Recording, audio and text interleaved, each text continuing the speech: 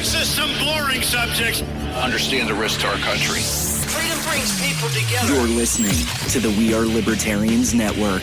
Learn more at wearelibertarians.com. Welcome to the Chris Spangle Show. My name is Chris Spangle. It's great to be with you here on this Saturday morning. We have some great guests. We're going to be talking about the importance of a person's career in their life and what it means for liberty, and maybe how to work for libertarian causes yourself. We've got two great guests, Jess Mears and Hannah Cox.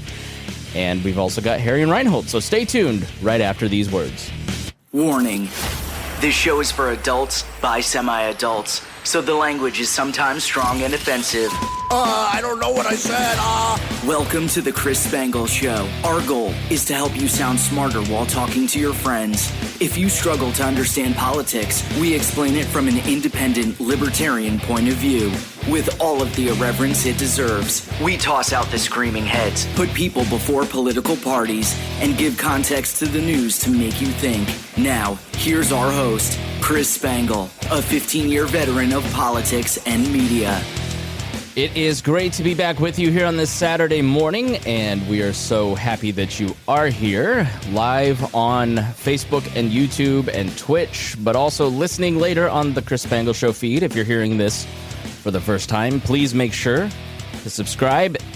The entire We Are Libertarians podcast network and the Chris Spangle Show are brought to you by our patrons, and we want to thank all of the members of Wall Plus because you're the reason this show exists and has built into a 13-show podcast network, and you guys have really helped change the direction of the network over the last few months, and we appreciate it so much. But we especially want to thank our $100 a month members, John Pusilo, Casey Feldposh, Lars Nordskog, Jake Edel, Matthew Durbin, Rhinehold, Christy Avery, and Jason Doolittle. Let's get started with introductions here. Jess is popping in and out. And Harry, how are you? I'm going good. Just, moving things around, getting everything all set up, and you look different. Yeah, I did the thing that you're not supposed to do, Rhinehold, which is trim your own beard. I've been very good about going to the barber, but now it's like very wispy, and I look like I run the Mises caucus. So it's not very grown in. I've always trimmed my own goatee and beard and everything else every time I've had them because I was just raised that way. I'm going to give you some friendly advice. You shouldn't. Yeah, don't. We should put Beauties up here and the Beast down there. Jess Mears, thank you so much for being here. Jess, I've known for, over a decade at this point. We met in Columbus, Ohio, and walked to a baseball game together at a Libertarian Party convention. You were in the Libertarian Party of Ohio. I was in Indiana at the time. I thought the first time we met was at the national convention in St. Louis. Oh, that may be. I don't have a good memory anymore. I'm old. And Hannah Cox, thank you for joining me. You are one of my favorite follows on Twitter. You consistently kill it. So if you don't follow Hannah on social media, please do. Hannah, thanks for being here. Thanks for having me, Chris. Love the show. Thank you. Now, I don't quite know exactly what we're going to talk about today. I have a general direction, but Jess Mears is the reason she's gotten to where she's gotten in life is because she has an idea and she does it. Unlike me, who's like, let me think about all the ways I shouldn't do this and get to it 6 months from now because I'm afraid. Jess just was like, here's a calendar invite. Hannah and I are coming on your show, and then just cuck the show. So tell us what we're talking about today, Jess. Hannah and I were just at the Young Americans for Liberty conference last weekend, and we talked about how we've kind of navigated in our careers. We've actually changed our career trajectories, changed our fields to work full-time for the liberty movement. I thought that was something that maybe we could talk about on your show and talk about with you, because that's something you've been able to do as well. Yeah, I'm dangerously close to being a full-time podcaster. I used to work in the Libertarian Party of Indiana. That was full-time, and then have a great job now that I don't want to leave, but this is my dream job, and I'm close to it. So, and it basically came about, Hannah, because of constant work, late nights, long hours, and I think people kind of think, well, somebody will see my genius and just give me a job, but that's not how it works, is it, Hannah?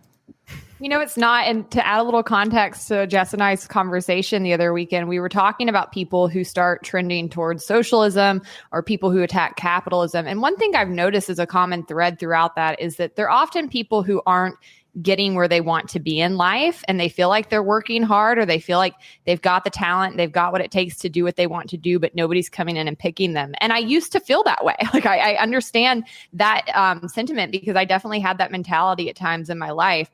But Jess and I were talking about how hard we both worked to move our careers over and to do what we now do. And I think oftentimes people don't see that transition period, right? They don't see all the things I've done behind the scenes, all the late nights, all the multiple jobs, all of the like really tough times that I went through, like wondering, is this going to pan out? Is this going to work out for me? And I think that that's important that we talk about, because it's really easy to look at somebody once they've gotten to a point and just think, well, they just got picked, right? Somebody just saw what they could do and came in and picked them, and they got to come do this. And that's really not the case.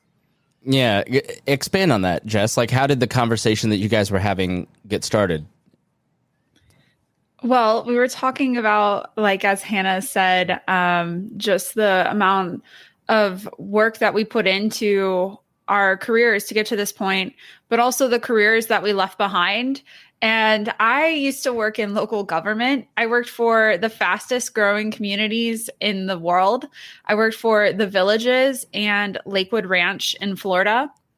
And I was a city clerk. And this is a job that I hated. I didn't like it.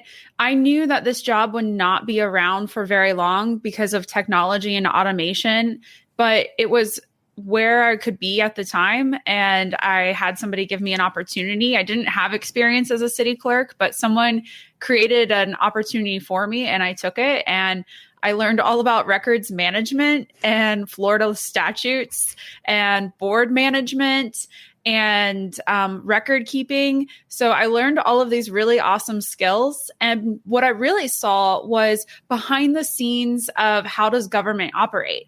And as a libertarian, I think that's an essential thing that I should know, especially as I'm trying to get people elected to public office. How does a local government actually work is something that very few libertarians have that kind of industry knowledge on. It's what made me a libertarian. Yeah. I mean, I was a local reporter, and I was 2007, 2008, and I was watching, I knew I had been a Republican, but I had left the Republican Party after they kicked all the Ron Paul delegates out in 2008. And I wasn't going to become a Democrat, but I watched the Republicans and the Democrats, like, they were wholly and totally corrupt, and the media was part of it. And I was like, well, there's got to be a better option. And so I found the Libertarian Party of Indiana and said, make me an offer. You can beat $17,000 a year, which was what I was making. They're like, we can do 21. I was like, I'll take it. And that's how my career in libertarian stuff got started. I mean, Harry, I think it's tough. Like you were talking about the people that are kind of moving towards socialism and that frustration that where if capitalism isn't working for me, can I find something that will work better, like a guaranteed income? You see it a lot in younger people. Harry, I think that frustration you feel when you're in your 20s, especially your early 20s, where you're just trying to get something going is really, really, really cool. Right, because you're in your 20s. A lot of the people in their 20s are saddled with a lot of debt from college, from either credit cards or car payments or just student loans in general. And they're just trying to live. And they were always told this lie, like, once you get this degree or you do this, you will make all this money, and that's going to happen. But they don't fail to realize, to tell you, like, you need that degree to get that knowledge on that thing that you're going to be working on. But until you get some work experience, no one's really going to put some money behind you. And then a lot of the times you have to make that opportunity for yourselves, and you have to learn to negotiate. There's been tons of times that I've taken a job that I didn't negotiate my salary correctly, and I wasn't being paid peanuts, for what the skills I was offering to the company. Yeah, Hannah, you're shaking. Sorry, Harry, I didn't mean to cut you off. Oh, no, you go. All right, so Hannah, you were shaking your head in that. Like, take us back to young Hannah Cox. She's just a college graduate. Where are you at in that moment in your life, and then what happened next? Yeah, and I identify with a lot of what he just said. I wanted to be in the music industry. I had no idea how to get into it. And I found this school, Belmont University in Nashville, that is one of the top 2 music colleges in the country. It's right on Music Row. They offer this music business program, and you're going to intern at all these labels, and you're going to meet people, and everybody comes out with this great job in the music industry, and they all pay really well, and it's going to be amazing. You know, you just do here, you do ABC, and you're going to be successful. And so I did it. I threw myself into it. I was interning. I was running a large student organization. I was staffing major events, running red carpets. And so when I graduated, like, I felt like I'd done everything I was told I was supposed to do to be successful. And I graduated, and I was one of like maybe 6 or 7 people in my graduating class that got a full-time job in the music industry, period. And I was paid $28,000. Right. And I was like, this is not like how this was supposed to go. Now I have all the student loan debt, and I hated my career. I hated the music industry ultimately once I got into it. Was just really unhappy. And I thought, I've got to get out of this, you know, and instead of kind of wallowing in that, and I think there were people who misled me, of course, down that pathway. I think the university was misleading. I think that there were many leaders around me, teachers, people who kind of pushed this narrative of like, just do this and you get here. But instead of just sitting there and being like, everybody misled me, I got screwed over in this process, this is capitalism's fault, I recognized I had to take some responsibility in the fact that I didn't really do my research. I hadn't actually looked at what these jobs paid. I hadn't gone and like done any work before pursuing this pathway to see if I even liked the day-to-day of this industry. And ultimately, nobody was going to come save me from these choices other than myself. I was going to have to work really hard to move into a different direction and build a life that I actually liked. And to be totally honest, that took about 5 years. It wasn't a short, easy process. I think a lot of people see my political career and just think I went to college, graduated, and ended up here. And that was not it at all. I had to do a lot of jobs on the side. I worked really long hours. I worked for pay that was beneath my value. I networked.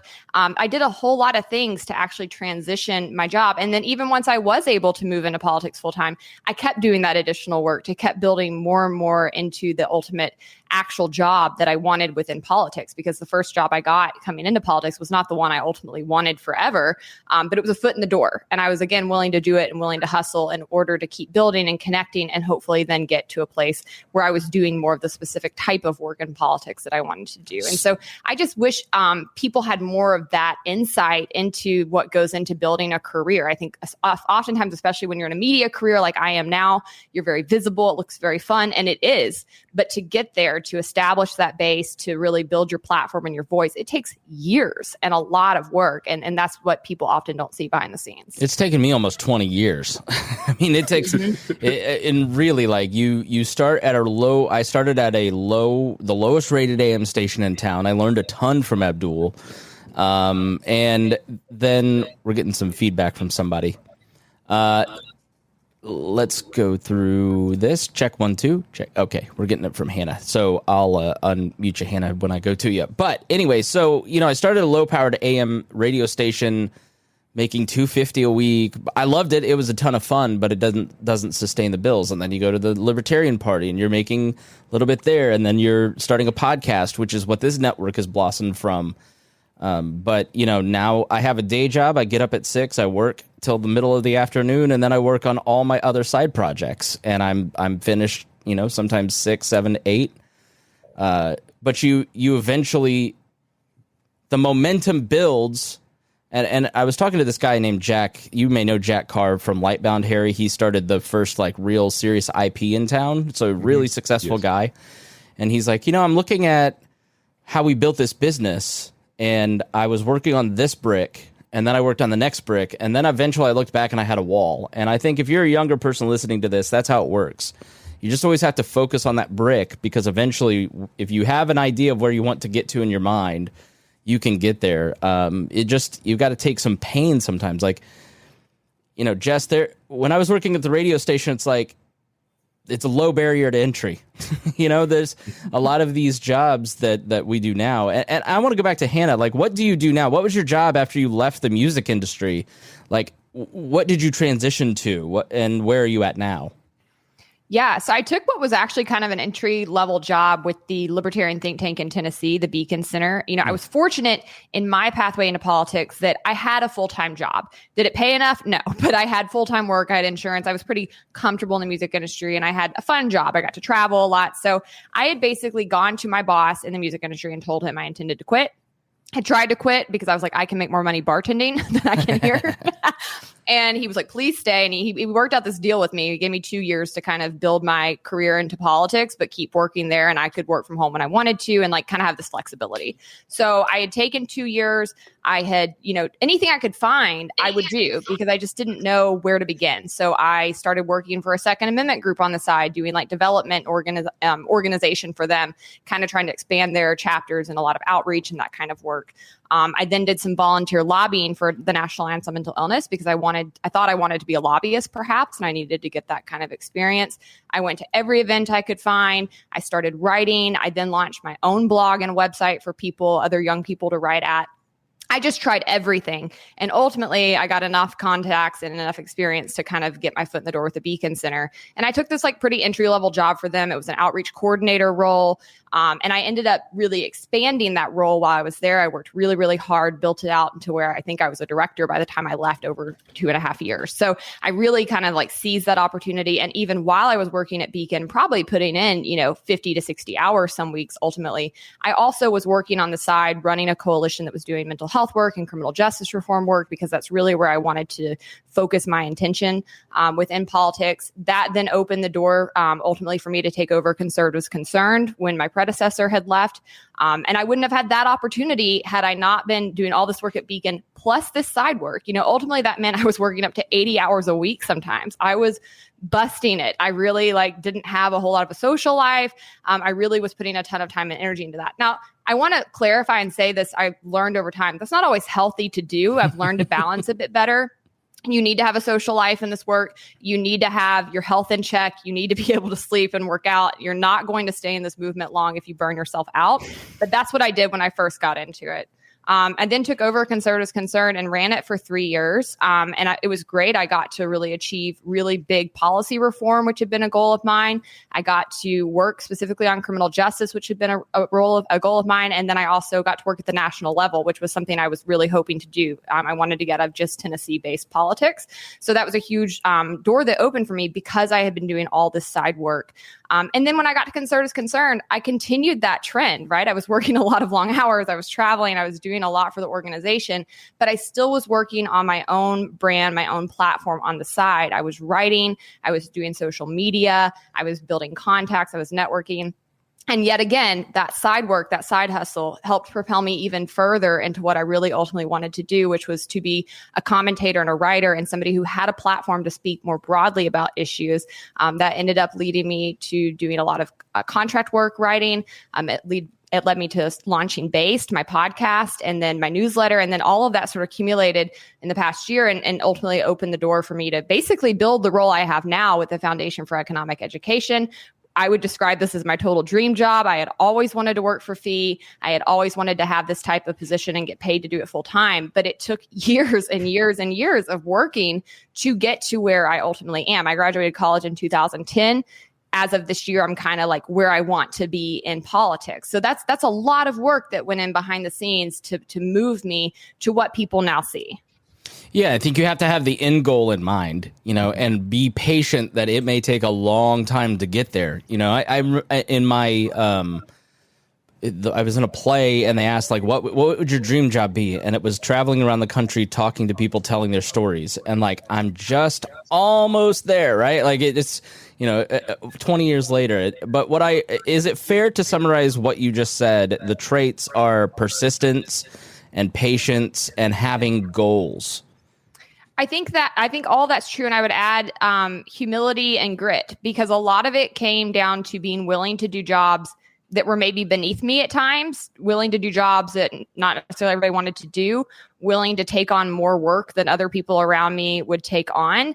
I think all of that attributed to it. So I think it's important to keep that in mind. The people I've seen who get ahead, they don't just fall into it. They're the ones that really come in and hustle and they don't think there's work beneath them. And they're kind of willing to take on what they can take on at the moment. There's a lot of people who will wait and wait and wait for a dream job to come along instead of saying, but what can I do right now?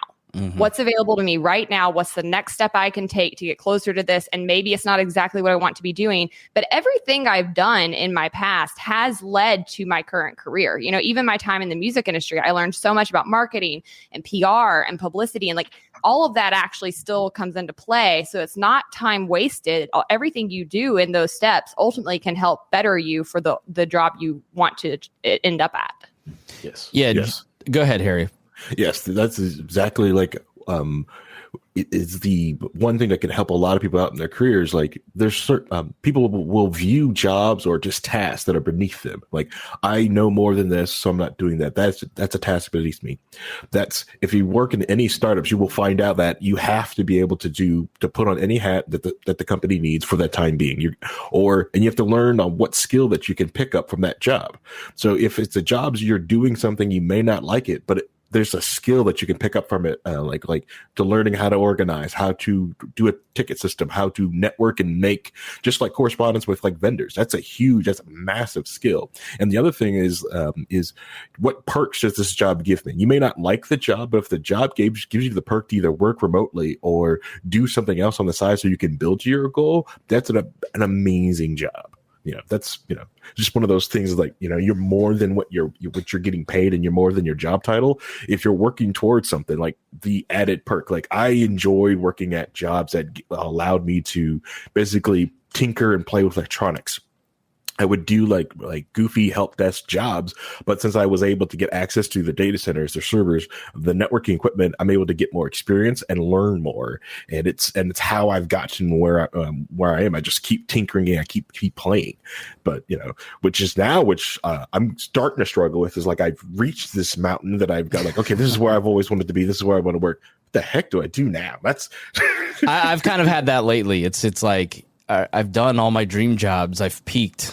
Like now I've got to feel passion again. I've got to and I think it's hard to kind of dig yourself out of that moment where you're like, I've done the stuff I want to do. I'm not as hungry as I was. I've got a family that's more interesting to me. Like, how do I kind of find that same fire? And I think it's a mindset thing. And going back to grit and tenacity and stick with itness, Jess, we've seen over the last 10 years, a lot of people come in and there's always like a really popular person and then they kind of like flame out. Like you've been one of the most consistent people, I think, in the movement for a long time. You're one of the most goal oriented.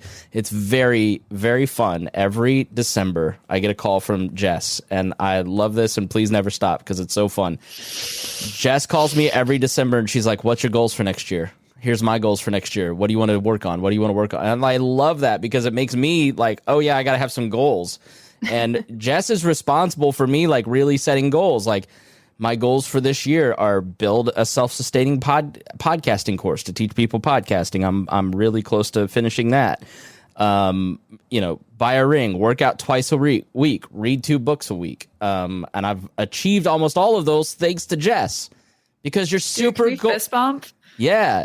Like one of your goals was writing more this year. When you're sitting there, what is it about goals, especially in relation to your career? Because you've got long-term goals that we've talked about. I'm not going to ask you to expose those on the air, but like, what is it? Why is it important? I think it goes back to what Hannah was talking about and like the burnout factor, because if you don't have achievable goals set that you want, goals that you want to achieve, they don't always have to be achievable, but if you don't want to achieve them, you're never even going to achieve them. And what helps me with goal setting is that it allows me to then create the boundaries to prevent me from failing to meet those goals. So it's like, if I have this goal in mind, I can then make sure that I'm setting aside time to achieve it. Because if it's not something that I've like set out that I want to accomplish it, I want to get it done, then it's probably never even going to end up happening because I'm going to want to go have fun. Today is such a beautiful day in the DC area. It's going to be like a high of 84 after 100-degree days for the past few days. And it's going to be so beautiful out. And I could easily just be like, I'm going to go play all day, but I have things that I want to achieve. And so as Hannah was said, there's sacrifices that we've had to make in order to have our careers look the way that they do today, the way that we want them to look. I've had to make a lot of sacrifices. And like, sometimes that includes a nice, beautiful day out in the sun, maybe by the pool. So yeah, I'm just all about goal setting, and I actually have them right in front of me, and I can see them every single day when I'm at my workstation. And, I think these are the things that I want to accomplish. And one of them is starting a business. This year, I said, I'm going to start a business no matter how big or small, whether or not it fails or it's a success. I just want to start one business. So I'm officially getting the paperwork together to have an LLC. So that way I've started a business. It may not be an LLC that has a lot going on for it right now, but it's getting started. So it's like, I have to break out every single goal I have, like monthly, weekly, kind of achievable goals to make them happen. And I'm kind of on track to get all of my goals achieved this year, except this is one where Hannah could help me out. I have not started doing yoga this year. So that means now I have to do it like 3 times a week in order to make up for all the time that I miss. What is it about achieving those goals? What does it do for you? Like, what is the mindset, I guess, that like once it's towards the end that, I mean, is it a fulfillment? Is it like what? I don't know how to explain exactly what I'm asking. I don't know if you understand, but like, yeah, I think I do. Yeah. It's like, I have big dreams that I set for myself, and they're mostly career related dreams. And I know that if I keep my life the same every single day, the way it is, that those dreams are never going to be achievable. So I have to work towards something. I have to strive towards something. And every single year is this new opportunity to reflect and figure out, are you on track to achieve those big dreams? If not, what can you shift, take out, remove, add to your life in order to put yourself on the trajectory? So I think a yearly reflection is super important for us all to kind of live our best lives. And that's what we should be doing, is how do we live our very best life? And what does that look like? Yeah, it goes back to what Larry Sharp was saying, Harry. Like, unhappy people are like, how did he phrase it? It was so good, and I clipped it out. I haven't had a chance to post it yet, but like, unhappy people don't accomplish much. They criticize. Their lives aren't functional. Happy people aren't looking to punish other people or to force other people to live a certain way. Or, happy people achieve a lot, and it has a great impact. I mean, I'll open it up to anybody. How does achievement impact areas of your life when you achieve some of these goals? Yeah, they grow great momentum. And if you're happy, other people will also want to be around you as well. Yeah. I get put on a lot of different teams just for the simple fact that, like, well, go grab Harry. He's Poppy. He's happy. He's always happy. He'll wake up early in the morning at 4 a.m. and want to start projects. It's great. It's awesome. Put him on this team. Yeah, it's the central message. Go ahead, Jess. There's a life hack that I learned. It's called Mudita. It's spelled Mudita, and it's vicarious joy or feeling happiness for somebody else's happiness. So if somebody has something good happen to them or some kind of success, and just celebrating their joy it makes you just as happy as creating your own joy. And it's a life hack because you don't actually have to do anything to create the joy. You just have to be happy for someone else. Hannah, Jess is like one of the best people to be around. Everybody listening or watching, especially, like, you can feel the smile on her face, like the happiness. She's a high achieving person. And Harry's exactly right. Like, it's infectious, isn't it? It absolutely is. I love Jess's whole demeanor. She's always cheerful. She's always optimistic. She's kind of my foil in some ways in that regard, but it just rubs off on you. It's contagious, and it's so invigorating to be around. And Jess is somebody who definitely embodies vicarious joy. I mean, she's always cheerleading her friends. She's always encouraging people. Even at times when Jess and I have been in the running for the same job, she's like, "You got this." So, I mean, she does that so well. And I think that that's what we lack oftentimes in the liberty movement is excitement for one another, cheering one another on, really trying to build each other up. I think oftentimes, unfortunately, we see a lot of competition or people that are really nitpicking one another in the liberty movement. And we need to actually come together and push one another forward. And I think that's how we're going to build a larger movement. And that's something people want to be around. They're attracted to. So, Jess, you've done a great job. You've been such an incredible spokesperson for the libertarian movement, even by de facto. And I just have really appreciated her attitude. It's encouraging. And I think she does also challenge people to be a better version of themselves, to constantly be thinking about their goals, how to achieve them, and believing they can achieve them. And I love that about her. And lastly, you know, they say surround yourself with people you want to be like. And getting to be close with Jess over the past year or so has been great for me, because I've oftentimes felt a little bit isolated in my hustle. Like today, Jess said, you know, it's a pretty day, but I have work to do. And I'm in the same camp. Like, I'll be sitting by my pool after this, but I'm going to be working. I'm going to be writing bass. I'm going to be outlining. I'm going to be doing other work. And so having that sort of support from other people and being surrounded by other people who work like that, it gives you kind of the energy to keep going and to feel like you're working towards something bigger. And I think that's how you keep the tenacity going, even once you've achieved maybe your initial goals, or you're at a place where you're doing the kind of work you want to be doing. For me, that's not the end goal, though. The end goal is to push our country in a direction I want to see it go. And there's so much work to do that I think when I keep that mentality, like there's a fire in me that I have to keep working. I don't get to go play outside because I have to really work to protect our rights and to hopefully save our country in some ways. Yeah. So I think that that's the mentality we need so that we can keep our noses to the ground. Yeah, I think it's our default position, and maybe it's our generation, our country, our media atmosphere, our movement. I don't know. We're by default cynical, disbelieving, distrusting, and that just kind of makes you a miserable person. You know, if you listen to the music that we listen to, I'm 37, so graduated in 2002. Like Limp Bizkit isn't like this hopeful. Like, we're all gonna make it, man. Like, Marilyn Manson isn't optimistic, hopeful music, right? Like, so I think we kind of default to that position of like, communism has taken over, everything is going to hell, these are all the people I hate. And I think one thing that Jess tries to embody is, and what we try to do here, Hannah does it, and Fee has always done, FEE.org. Make sure you go check it out. Sign up for the emails. Brad Palumbo's great. But go check it out. My associate producer, just walked in. Okay. I thought the mini associate producer was here and we were going to have hello in the background. But optimism has to be at the core of this. Achievement has to be at the core of the libertarian message. Building institutions has to be at the core of the libertarian message.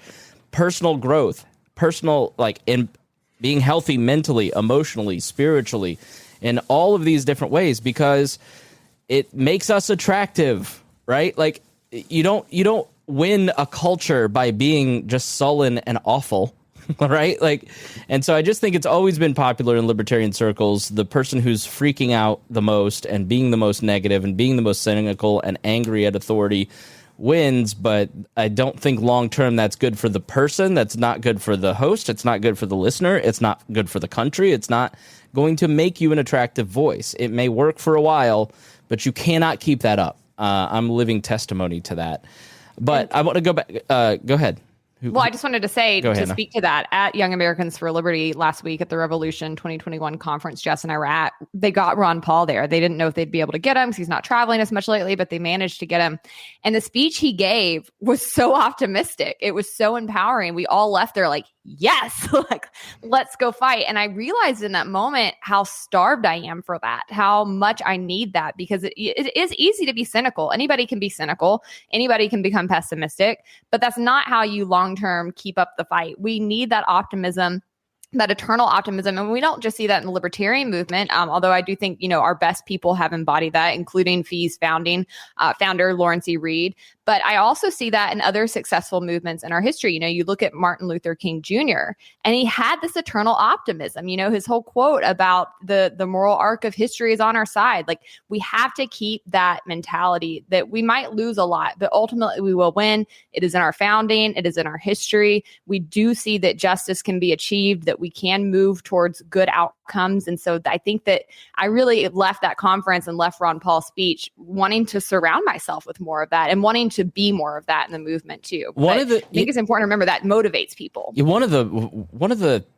I went back when I built libertyexplained.com, which is like a site for new libertarians or people who just want like a quick guide to here's who's what, where. And I watched a lot of Ron Paul videos from '08, and it reminded me what I liked about him is that he was super optimistic. And we've lost sight of that because I think a lot of the people who claim his mantle now are super pessimistic. But when you go back and listen, it's like, we can change the world. We have the right message. You can do it. Let's get together. Let's build a community around this idea. And I think everybody should go back and watch some RP08 and I think, even in some ways he's I won't speak ill of Ron Paul. I don't want to get canceled in the libertarian movement, but not with achieved, accomplished guest on the show here. We have to be polite. I want to bring Rhinehold in, but I think the one of the messages here is you've got to surround yourself with strong people that motivate you, and I think that's been a big part of this. I was talking to a client. I do podcast consulting and was talking to one of them, and they're like, man, I just couldn't get to my show the past 3 weeks. And I appreciated so much that when I couldn't get to my show last week, I could call on Harry to step up. Like Harry did a great job last week. I loved it. Rimzo was hilarious. Was Vincent? He didn't talk much, but that's okay with me. He did well too. Harry and I signed a contract that Harry once a month is going to do that show because Harry needs to, he's like, I want to practice hosting. I need to get my chops up. I'm like, okay, I could use the extra time. But we've built like a community of people that kind of work together, Rhinehold, to kind of support each other. If you can't be here, then I can be there. We motivate each other to kind of,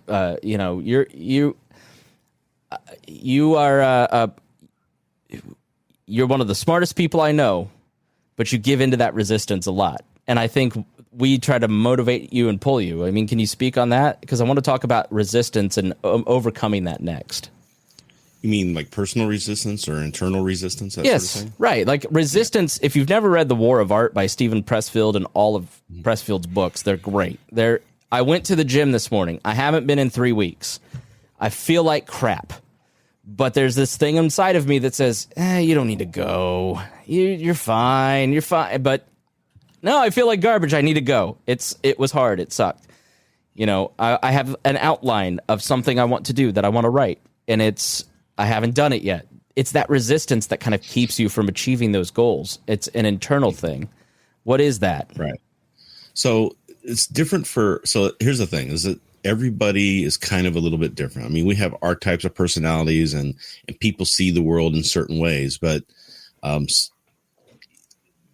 was kind of the problem with the self-help stuff that happened in the 80s and 90s that were like a big deal. People are trying to do all the self-help stuff, is that some approaches work for some people. They don't work for other people because different people are seeing things in a different light or experiencing things, internalizing them, that sort of thing.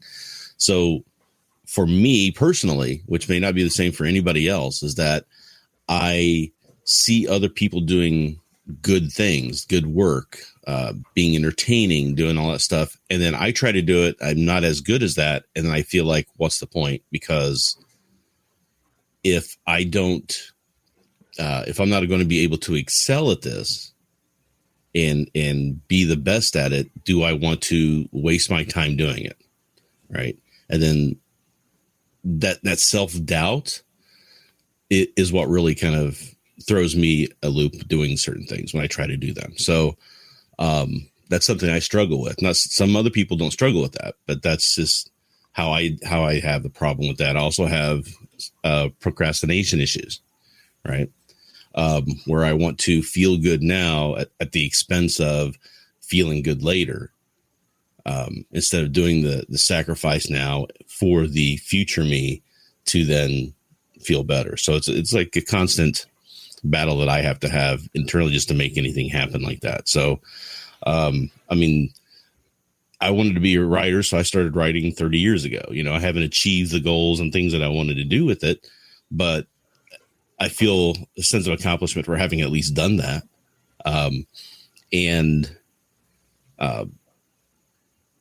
The question on my mind comes around to how do we tailor a message? How do we get that belief out to people that it's different for everybody?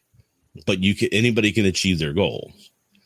We just have to find the best path for you to do that, and how to overcome the hurdles that you personally have to get there without making it feel like to them, if you're not doing this stuff, you're failing, or you're doing it wrong, or this isn't the right way to do it.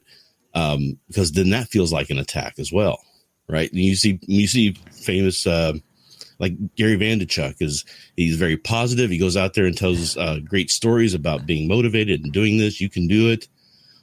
But if that doesn't resonate with someone, it almost feels like he's a used car salesman. He in 2013, when we were doing the show report, we when he wasn't really that popular yet, he had written a book and was doing a press tour. So Ryan Ripley reached out to him, said, "Yeah, I'll come on, but you got to buy 5 books." I'm like, "Okay, all right." And then Ryan had a job thing, so we had to reschedule. And he goes, "Well, now it's 100 books." I'm like, "Okay." How do you guys get past that resistance? You know, Jess, Harry, Hannah, weigh in, who'd ever like to go first. But you know, that resistance to achieve those goals, and like, all right, I've got this career goal. I've got to do this thing. Nobody's on me. Nobody's watching me. I don't have a boss, but I've got to sit down and put that pen to paper. Like, how do you force yourself? What tools do you use to make yourself do it? I'm ready for this, Chris. Go ahead, Jess. So I love studying the American Revolution, and George Washington. He lived on Mount Vernon, which is 5 or 6 miles away from where I live. And I got a membership to go there for a year. And the museum there, when I toured it, I looked around and I was like, this is a phenomenal museum. I can't believe how great this museum is. And then I was in an atrium and I saw like names on a wall and it was like Ford family. And I'm like, oh, this is not a government museum. I was like, it's a private museum. That's why it's so nice. And one of the things I learned in that museum is that the revolutionary soldiers utilized asymmetrical warfare tactics in order to win the American Revolution. And one of those tactics was knowledge of the land. The other one is a will to win at all costs. And the third, I cannot remember. But the will to win at all costs is the most important one, I think, is that you have to have the will. That's something you cannot buy or manufacture. You have to have it within yourself. And so something I've done as a person that has a problem with presidential campaigns and a desire to overtake the White House, not the way they did on January 6th with the Capitol, but through actually winning the election. Boogaloo Mears over here. Yeah, they're actually, winning the election fairly. That's a career goal I have for myself, is to win the White House. So I have White House sized dreams as a libertarian, and you have to have big dreams in order to even be willing to see yourself as somebody that can accomplish that task that so many people would think of as impossible. So what I have done is to make this dream something very special and worth pursuing. I am manifesting a slumber party in the White House after inauguration, and kind of like really cute and endearing, and sharing that with people. It helps people kind of see my dream and see my intention for wanting the White House. I don't want the White House for power. Actually, I would like to get somebody in the White House and then not be involved with it anymore and say goodbye to American politics.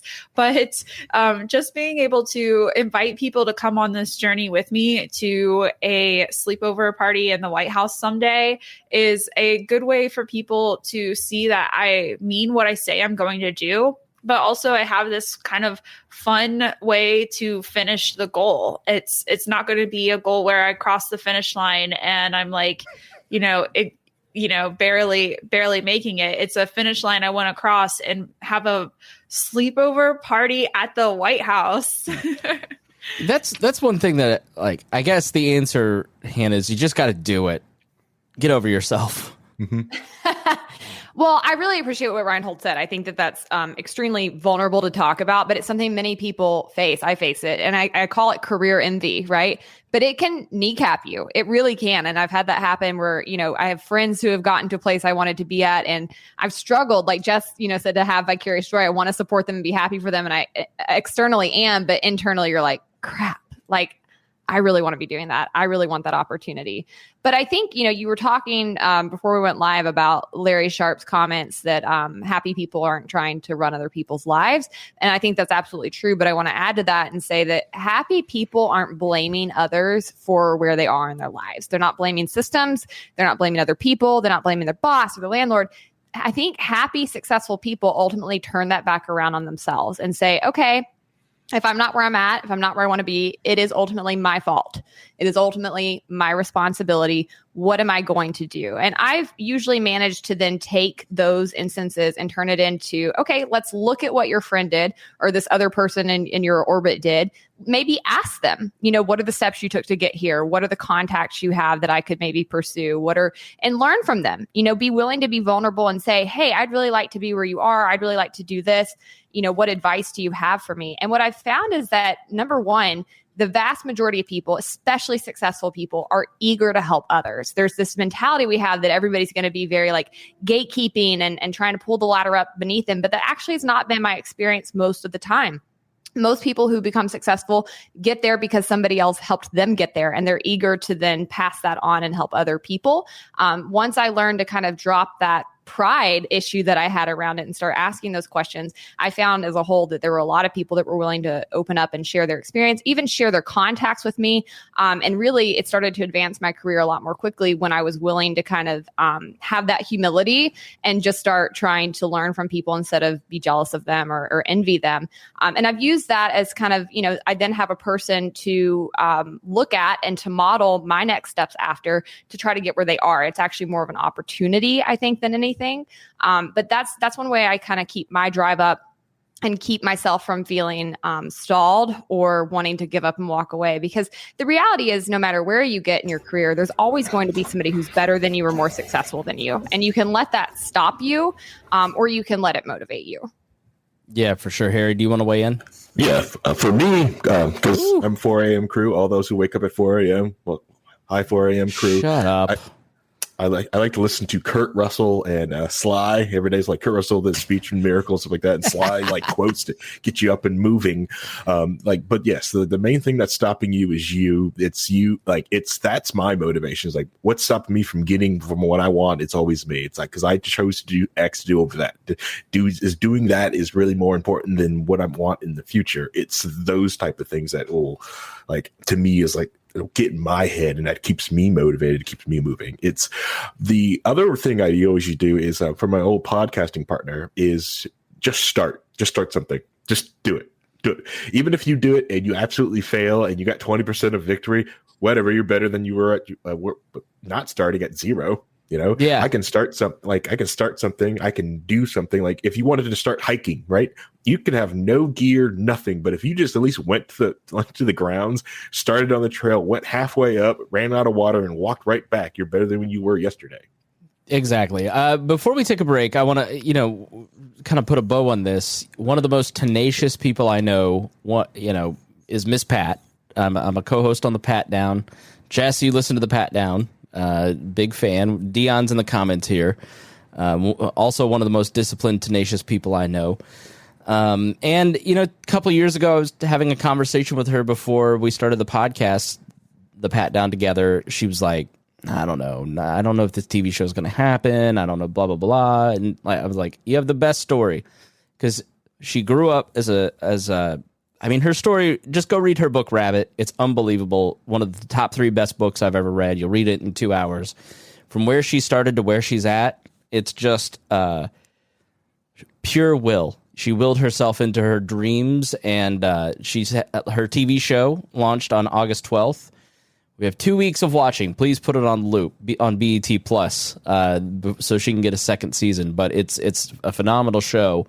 And the Pat Down is a lot about her tenacity, to get to where she wants to be, to get a TV show, to get book deals, to become I think she's going to be one of the most iconic comedians of all time. So make sure you go check out the Pat Down, Rabbit, and the Miss Pat Show on BET+.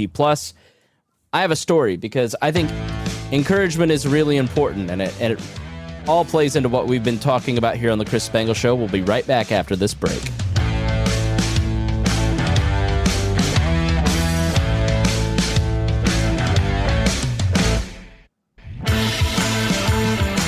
Welcome back to the Chris Spangle Show. We are talking about pursuing your career goals, your career dreams. And Vaughn, one of our writers and occasional podcast host here on the show, says, you are the poster boy for imposter syndrome. You're a talented person who doesn't think that you are allowed to do anything. And, it's really... over the last couple years, Miss Pat's helped a lot. Reagan, my fiance, has helped a lot. I've started to think I'd like to do this, but here's all the reasons I can't, and started to really focus on applying my talents, not being embarrassed that I'm talented and have talents, and applying them to what I want to do in my career. And I've never had more fun. I've never been more satisfied. I've never made more money. I've never had, I just wish I had started at 22 and not 37 to really live. And one of the flashpoints for this was a conversation with a woman named Sunny Galt. And Sunny runs this. This is Sunny and I at Podcast Movement last week.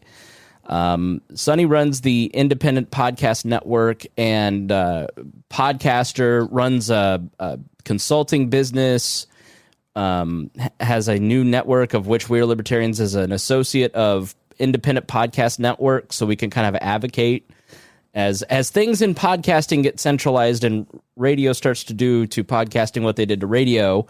We're putting together this guild of other networks to kind of emphasize our voice. And 2 years ago, I'm sitting there looking at Sunny going, this is what I want to do. This person, Sunny, she is doing everything that I want to do. How do I get to where she is? And I'm a shy person by nature who doesn't like to bother people. It's a big reason I've talked about this, why we don't do interviews on this show. I don't like to bother Hannah and Jess. I don't want to take up their time. Who would want to talk to me? Which is a very dumb way to think about it, right? And a very limiting belief. And, so I got up the nerve to email Sunny, and I'm like, man, should I pay her? This is a $200 conversation. She's like, oh, I'd love to talk to you. Yeah, I'd love to share my experience and tips and tricks. And a 15-minute phone call turned into an hour that completely changed the trajectory of this network. She used her experience to encourage me to think bigger about where we're at. And over the course of a year, we stair-stepped from James is right. He's right. I'm not shy on Facebook, but in person, I'm a wallflower. We stair-stepped from, the We Are Libertarians podcast, and then I knew I needed to change the show to the Chris Spangle Show, and then we needed to switch host from a small host to an expensive host, and then we needed to do some ads, and then we needed to do, and I stair-stepped it kind of to where we're at now. We're selling advertisements. We have our first advertiser, which means our hosts are getting paid, which means the financial fortunes of the network have completely changed because of this advertiser, because of the programmatic ads that we run. If you don't like the ads, I'm sorry, but it's just become more expensive to run the network, and you can get it ad-free at wallplus.com on our Patreon. So, but that conversation with Sunny was really important for the growth of this network, because she said, yes, that idea that you have is good, and you should do these 3 things that you also want to do, but you're not doing, and don't do these 3 things, in my experience. And it was really, really great to meet her last week in Nashville at Podcast Movement, because it really changed everything. We have, a full network, and we're all making a little bit of money off of the time. I mean, it's not much. If the hourly rate that Brian and myself and Remzo and Trisha are making, it's pennies on the dollar, but we're all piling that back right into growing our podcast and growing this network. So has there been a moment for any of the 4 of you where somebody like that took time, they're down the road, they're down the road in their career, and had a conversation with you that inspired you to kind of go, shit, I got this. I can do this. Hannah, you're shaking your head. You want to go first? There's too many to even count. Honestly, I'm just thinking about all the phases and iterations I've had of my career. And at every single step, I feel there's been somebody who was just such a big deal. I was like, I can't believe they're taking time with me. And I remember the first time that happened was when I was in college, and I encountered, still to this day, one of my best mentors, a very successful businessman, and he just started pouring into me. He was just sending me all these resources and setting up calls with me and telling me things he'd learned and telling me business practices. And I was like, why are you doing this? Are you hitting on me? I was so confused. I have that all the time. I know what you mean. Yeah. And he said, no, I have had so many people help me in my career. I came up from nothing, and it's my passion to help other people, young people that I see something in, be successful. And he said, I especially realized that a lot of young women don't get this. And it really did. I mean, to this day, I have things that he taught me that come into play, that come up when I'm doing different things within the business community, even within fundraising. I think back to best practices he told me about raising money. It was extensive, and it's still to this day, when I think about the time he invested in me, how much it meant. And it really meant even more, because at the time I was a 21-year-old college kid. And I was like, what could he possibly see in me that would make me worth this amount of his time? But there have been many, many others. So I appreciate that. And I think it goes back to the fact that people are more willing to help than I think people think. And Chris, I love that you said that at the beginning. I often have wondered, I wonder why Chris doesn't ask me on his show. It's because I don't want to bother you. No, I know that's your mentality, but I would love for you to bother me. Jess knows me well enough to go, I'm coming on your show. Tell me the date you want me on, and I'd love to interview more people and have more people on.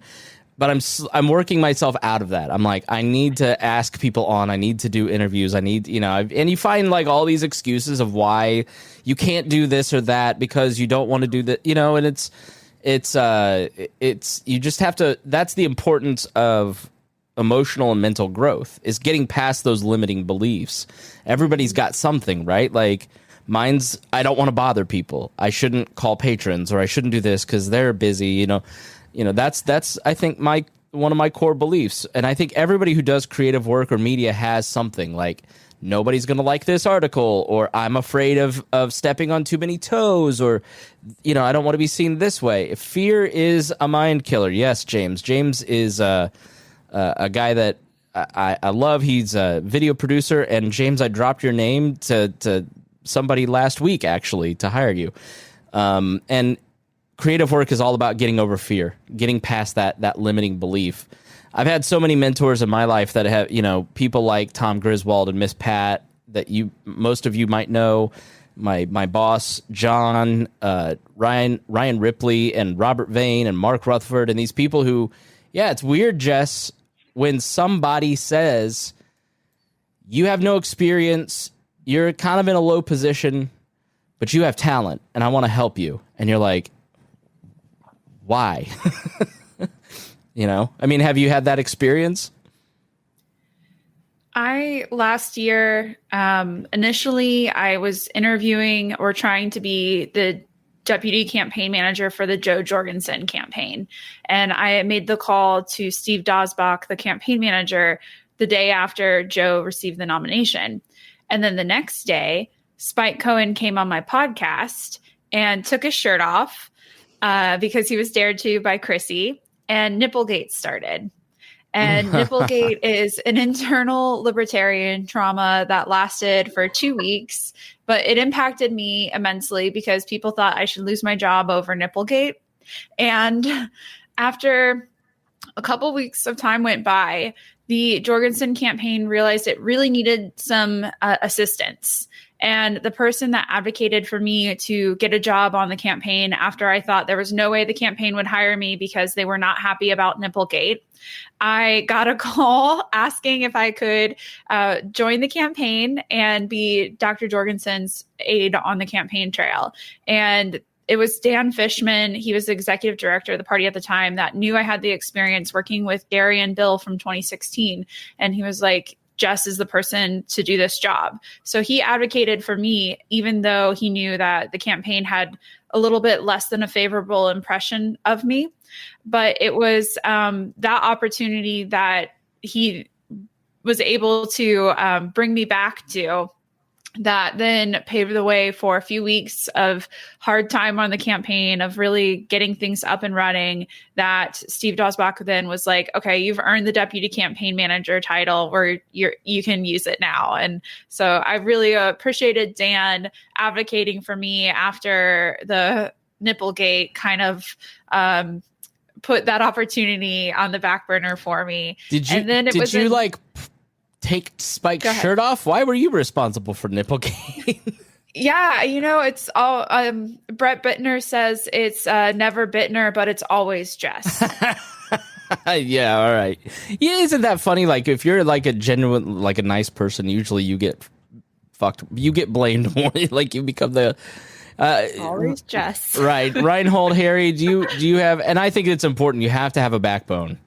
You have to stand up for yourself. You know, it's important. We'll talk about that in a moment. But Harry Rhinehold, do you have a moment of mentorship that, where either you've mentored or you've been mentored that was important?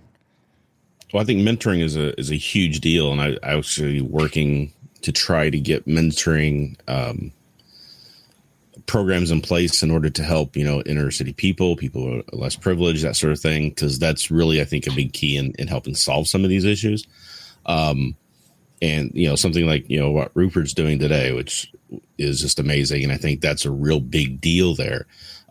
Personally, in my life, though, I've had in my real career, where I actually make my money, is I had a friend of mine who took me in as a mentor, and he was at the time much higher in the organization than I was. That we were in the same organization, so he would meet with me once a week in the morning. He just says, "I'm going to mentor you, and we're going to do this, and we're going to have. I want you to read these books. I want you to think about this. I want you to try this." And he would try to help me in my career path to get me where I needed to go. So, I mean, I always had a problem growing. So, I was raised to be very self-dependent. To be to not rely on anybody else for anything. If I do it, it's me that does it, etc. And that was a great thing that my dad had instilled into me, right? But it also leads to a point where I rejected help that was being offered at times, and because I took it a little too far. So when you're trying to do things like that and people are trying to help you, you need to identify that as being real and sincere, and not somebody just trying to take advantage of you, or you feel negative or self-conscious about doing that. Whatever's best for your path forward, I think is what you need to look for, and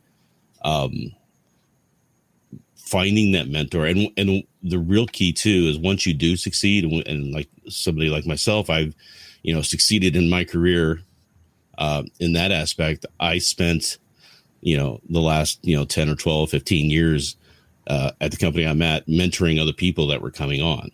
We bring on new engineers, we need to bring new consultants in, and I would make sure to try to work with each of them to say, okay, here's the things I've learned, here's the things I can help you. If you have any questions, reach out to me. And so providing that back helps keep that going. Yeah, I think that's hugely important, and that's something that I've always tried to do. You really got to focus. Now that I'm at a point in my career, you see people, you got to give back. You got to give that back to people. Are there some instances where you're like, are you guys at the point in your career like me where you're like, all right, I'm old now, I'm experienced, I need to help these young kids who don't know shit? Is there anybody that you have taken under your wing? Because you can approach it, right? You can be that person that goes, you've got talent, let me show you this, and I don't want anything in return. And just one quick add on before we move on to somebody else's story about this, but there's a couple great examples of people that I brought on and mentored that they were, much younger than me. They came into the company as a internish type of person and started working as a consultant. They succeeded, and at a point where I was having an issue that I needed help dealing with, or a problem that I was having, where they had gone into a different direction and were more respected in that area. I reached out to them and said, hey, no, I don't want to bother you, but I'm having this issue. Can you help me? And they were immediately like, oh my God, you helped me so much. Of course I would get back to you. And realizing that at that point I had helped them more than I had thought I had. Right? Yeah. I thought I had just been a voice of a little bit of advice here and there, but they were so appreciative of the help that I had given them that they dropped everything to help me. You heard that in the podcast with Brian. He's like, do you remember this conversation? I'm like, no. It's like, it was my pivot point. I was like, I feel bad, but I don't remember it. Harry, you're nodding your head. Go ahead. Oh yeah, yes. There's been several different like IT technicians I've helped out, which I didn't even know I was like mentoring them until someone else either pointed out what I was doing, or they've came to me later on. I was just like, thank you, you really helped me out. I really appreciated it. This is you have no idea what you've done for my career. But it was also like that. When I even found my mentor, it was like when I first got out of college and had my first like real job, and my mentor found me like. He was just basically just told me like, you have tons of talent. You have great instincts. You have no idea how crappy skills you have and need to be worked on. And, you just don't know what you don't know. And he basically took me I went under his wing and got to teach me all these, just how to learn and how to pick up skills in another environment and to pull things out. It was, it was the great moment of my life. I learned a lot, but from going back and pulling people up, a lot of the times I don't know I'm doing it. And I always feel like I'm doing it correct when I don't know I'm doing that. And I feel like I do it poorly when I set out like I'm doing this, do this. It never works out for me. And then usually having a terrible experience with that person. But usually if I'm just helping someone out and I don't know I'm helping them, I usually have the better experience. I'm struggling a hard time with that sometimes with some younger kids, especially this newer crop of graduates. They are, I don't know, maybe it's me because I'm becoming more an old fogey, is that the simple fact that they get out of college, they think they know everything. And I don't know, it's almost like this arrogance that I don't know how to chip out of, because when I get hit with it enough, I just kind of sit back and go, well, I'll wait till you fail. Yeah. This will be funny. So the traits are, you've got to be patient. You've got to be persistent. You've got to be hardworking. You've got to be tenacious. You've got to find a mentor. And when you are there, you mentor other people. And you've got to have a backbone. You got to stand up for yourself. And this man's always telling me to stand up for myself. It's Deon Curry from the Pat Down podcast and a few others. A great episode with him here on the show a while back. And you are always telling me to stick up for myself, but you had a great comment on mentorship, because, my mentor is my bully, Deon, on the Pat Down podcast. But you had a great comment on mentorship, and I was like, hey, come on and tell the story directly. Like, talk about mentorship in stand-up comedy and how important it is. All the growth you've ever seen from a stand-up comedian has come from somebody within the industry helping that person get to where they are. When you first start out stand-up, you have literally no idea what you're doing. And there's no books on it. Like there's no like courses. Even if you take classes, even if you read books, when you first get up there, all you're doing is hoping that other people think what you're about to say is as funny as you think it is. You don't know the art of eliciting laughter. You don't understand how to get the most out of the material that you're bringing. It isn't until you meet a true professional of the business, someone who's been paid to do this multiple times, that you start to get an idea of what comedy actually is. And it's not just saying things that are funny, because anybody can say something funny, but it's the art form of making strangers laugh with what your truth is that makes you a stand-up comedian. So it doesn't matter what style that you do comedy in. Miss Pat is a blue comic. There are clean comics out there. All these people had someone to lead them down the path that they're on. When I first started, I had literally no idea that people wrote jokes. I thought you said it one time and then that was it. You watch comedy on TV and you never hear those jokes again because they've been recorded and it's out for the world.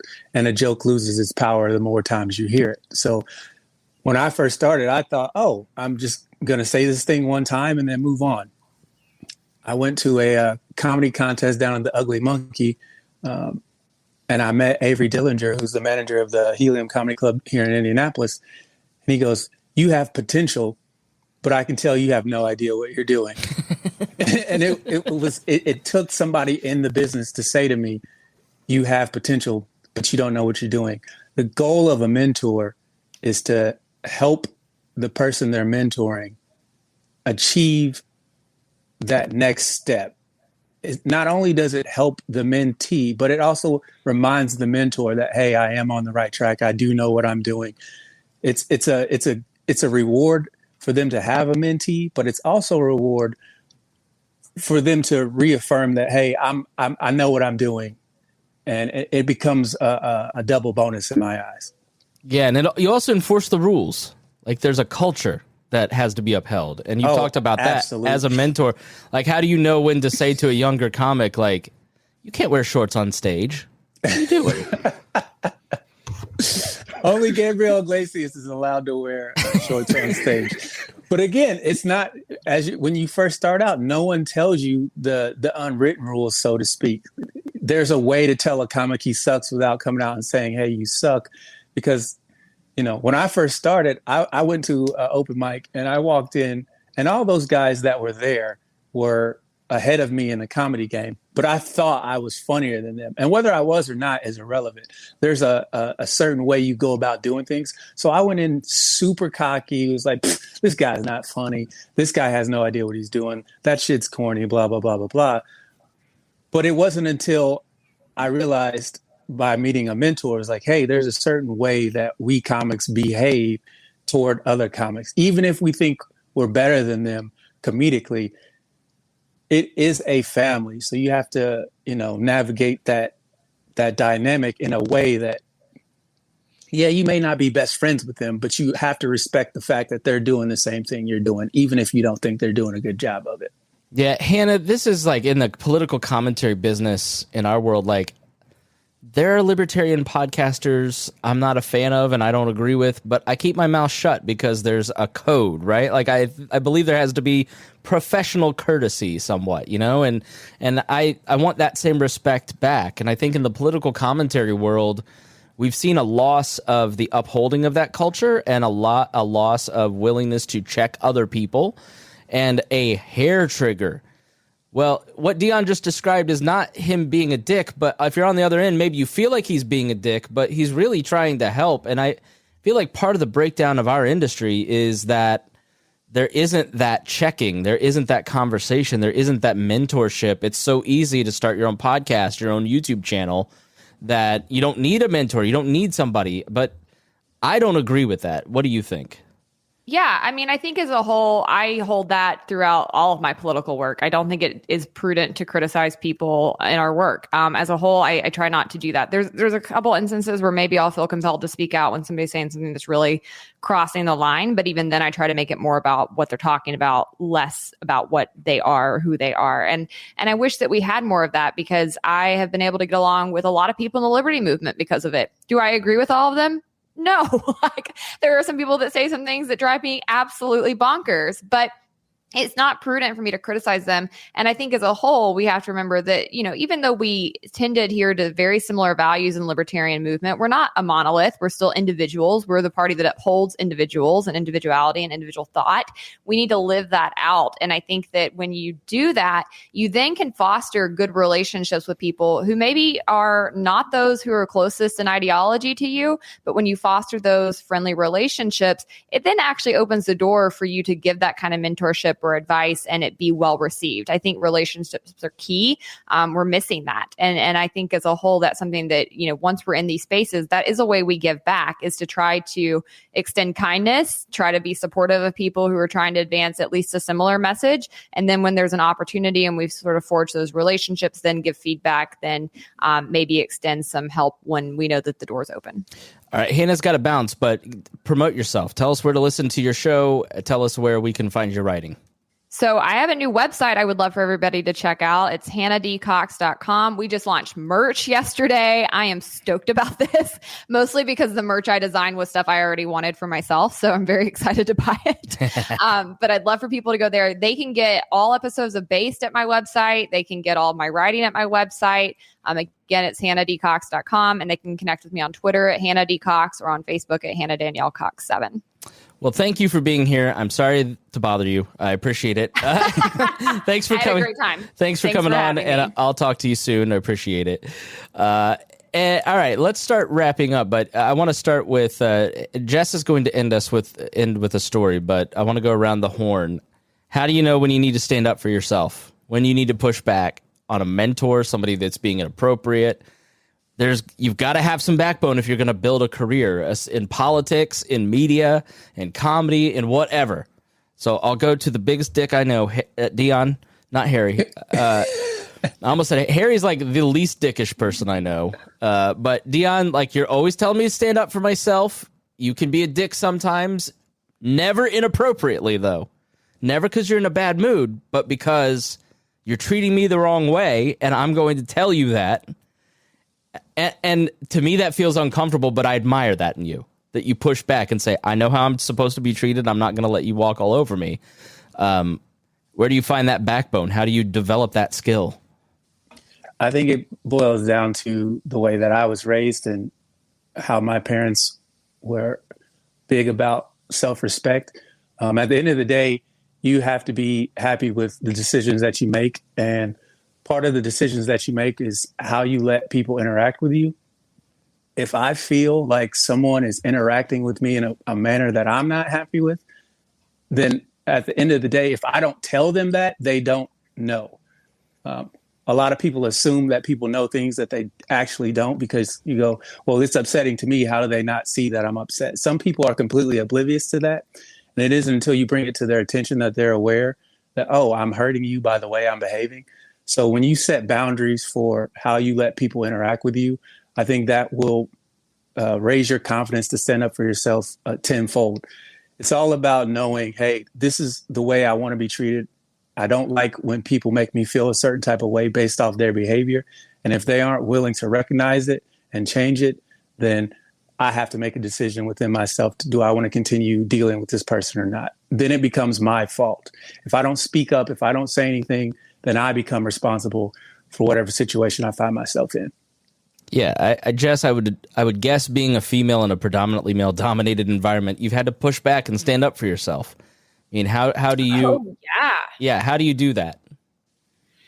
Yeah. Well, what really comes to mind is somebody that gave me advice. It's a person that does career consulting and coaching as a profession. And they gave me some advice, and it really made me stop and think, like, is this advice something I should be taking? Is this advice right for me? This is a person that is well respected for their business savvy skills.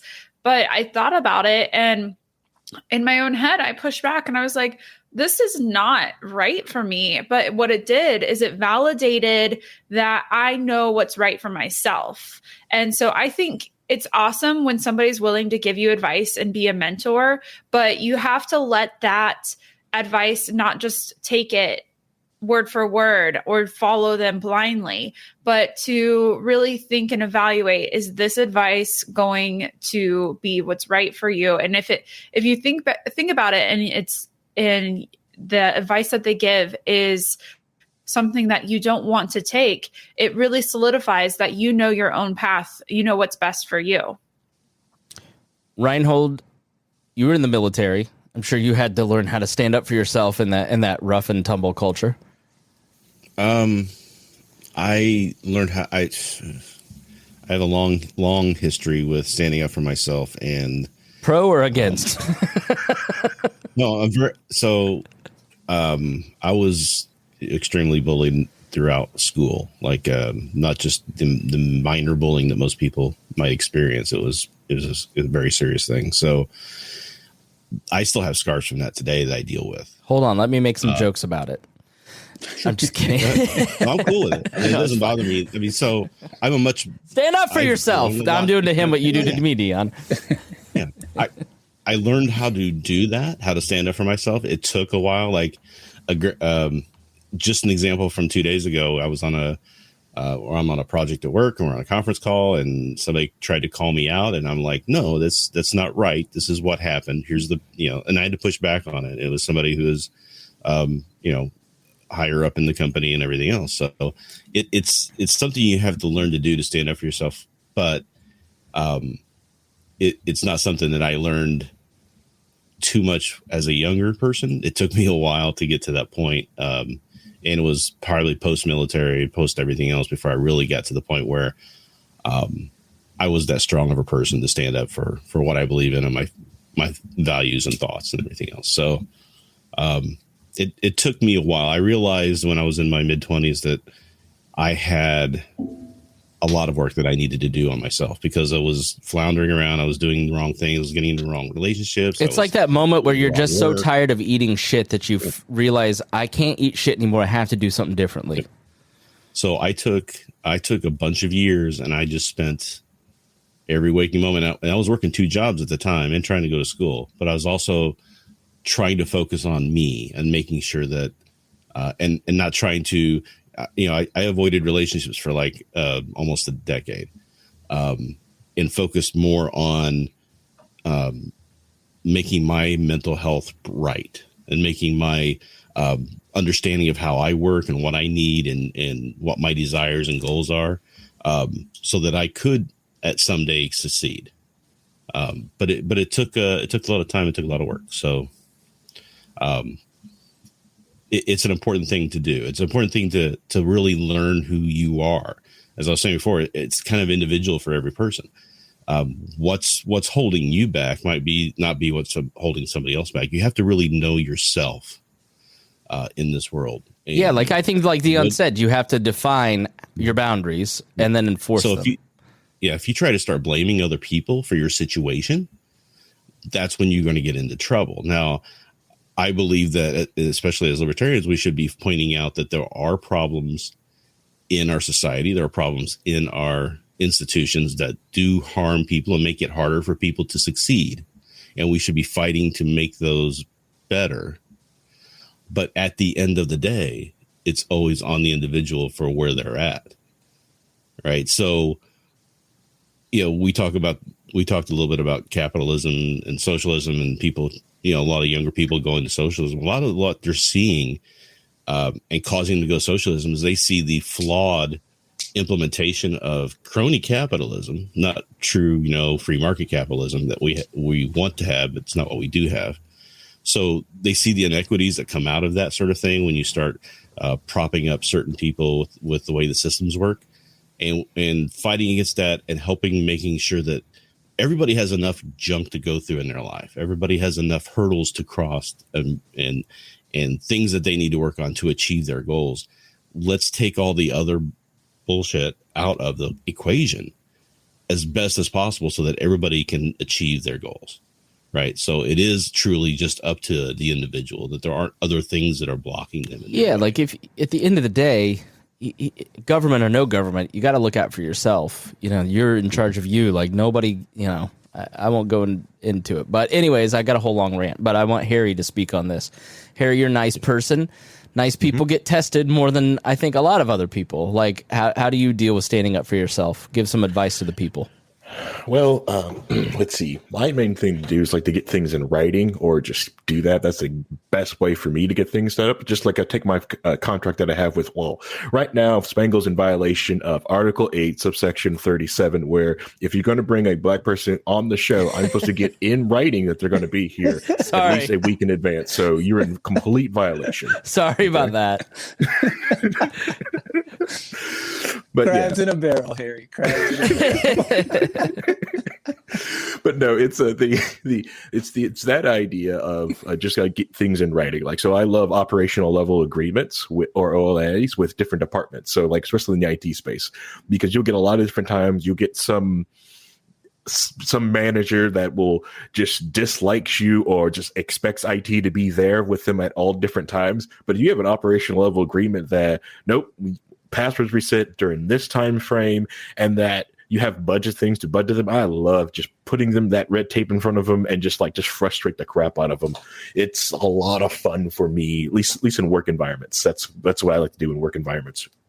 In the physical space, it's a lot of the times, like when someone's like face to face to me, I luck out because I'm like 6 foot tall, 230 pounds of just muscle. So usually just standing up and wanting to have an actual face to face conversation, most people kind of like back off, at least with me anyways. But it's just more of I will say, like, learning that being comfortable with the world no, and being comfortable with silence, and just being okay with that uncomfortable feeling and not having to please them, and knowing your boundaries and knowing your the work-life balance that you want to have. That is incredibly important, because if you don't have that or know what you want out of life, people will take advantage for that. Usually your first 2 jobs fresh out of school or just in the real life jobs, people take advantage. Like if you work at like a grocery store or fast food restaurants, the main reason why you really do hate those jobs is they get to take advantage of you. They know that, you're there because you either want to break in the restaurant industry or you're just looking for a job because it offers that time frame. So people just take advantage, and there's stinky people out there, but you eventually will find a group of people in a job or a task that they're not going to be that. Some of the best places you've ever been is they're not trying to take advantage of you. This is the reason why people like going to Chick-fil-A. They're not really trying to get advantage of those kids that are working there, and the managers there, they get profit sharing, so they make sure that everyone's there is happy.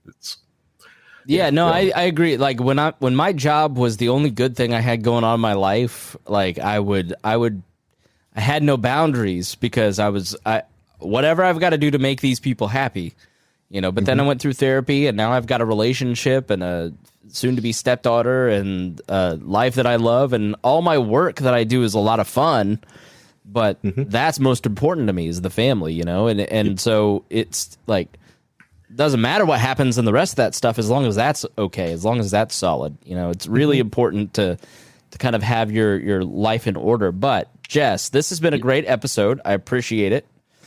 You did a wonderful job planning this, and Hannah was great. You were great. Really enjoyed it. So why don't we end with some wisdom from Jess Mears?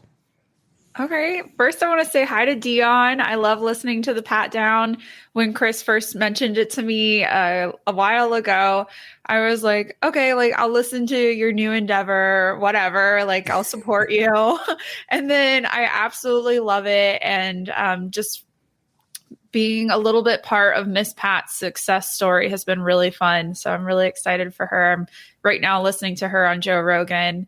And I think it's really cool, Chris, that Miss Pat talked about she is seeing a therapist on the Rogan podcast. So millions of people got to hear a strong woman say, it's okay to seek out therapy and see a therapist, and how it's actually helping her have better relationships with her colleagues. So that was great. We're looking forward to that, Deon. I was going to say, which colleagues? So I was at the Young Americans for Liberty conference last weekend, and a young woman told me that she didn't know about Young Americans for Liberty or anything else in the liberty movement because she found out from Hannah Cox that there was more to the liberty movement than Turning Point USA. No. Yeah. And so imagine if Hannah didn't, wasn't involved in the movement, didn't use social media as a platform to spread the message of liberty. This young woman may have never found out that there was this entire better aspect of the liberty movement than Turning Point USA. So for me, the wisdom is small victories. Will to win at no cost is fueled by small victories, just like meeting that young woman and then being able to tell that to Hannah. That young woman didn't get to meet Hannah that I know of last weekend, but I got to share that story with Hannah and tell her, you are killing it. Keep going. People like this are being influenced just because you are using social media. So, will to win at no cost, small victories, and encourage each other. Very good. And where can people follow you? Tell us where. Give your shameless self-promotion. On Clubhouse. My handle is Just for Liberty, and I have a Clubhouse problem. I use it too much. On Sunday night, we're going to be talking about democide with Spike Cohen on Clubhouse. You came to the Walpole party. You're one of our featured guests. You only mentioned Clubhouse 5 times, which I thought was very good. Yes. Yeah. So be sure to follow her. Deon, tell us about your other shows besides the Pat Down. I do 2 other podcasts called Now That's Debatable. We do that every Monday night, 9 p.m. live on Facebook. And we'll be starting to do that simulcast on YouTube coming up here in a couple weeks. And my other podcast is Sorry We're Canceled, which you can check out on all podcast outlets and YouTube. That show comes out every Tuesday morning. And where can people follow you? All my social media is at BrightFame4, the number 4. And that's Twitter, Instagram, all the other social medias. All right, everybody. Thank you so much for joining us here on this episode of the Chris Spangle Show. Thank you to Jess and Deon and Hannah Cox and Rhinehold and Harry. We appreciate all of you listeners. We appreciate you patrons. And we will see you again next week.